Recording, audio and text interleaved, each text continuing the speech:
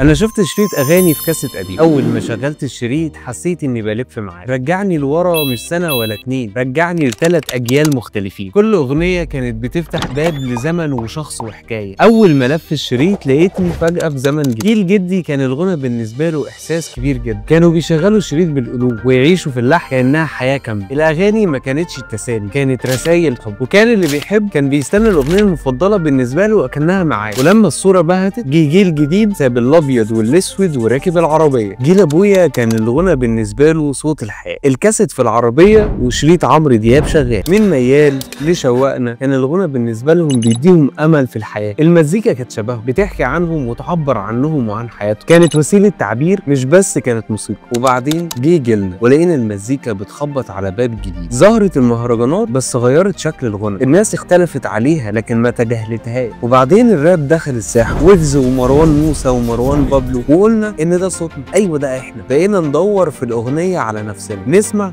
اللي مش قادرين نقوله حتى لو الكلمات بتجري. الاحساس بتاعها كان حقيقي، بس بين كل ده في سطر قليل اللي بيسمعه. المزيكا عمرها ما كانت نغم، هي اللحن اللي بنسمعه دايما لما الكلمات بتخلص. يمكن الاصوات بتتغير بس الاحساس هو نفس الوجع، نفس الفرح، نفس الحنين للماضي. الاغنيه كانت مرايه، كانت بتقول لنا احنا ايه وبقينا ايه. يمكن الالحان بتتغير بس المعنى الحقيقي كان دايما اللي بين السطور.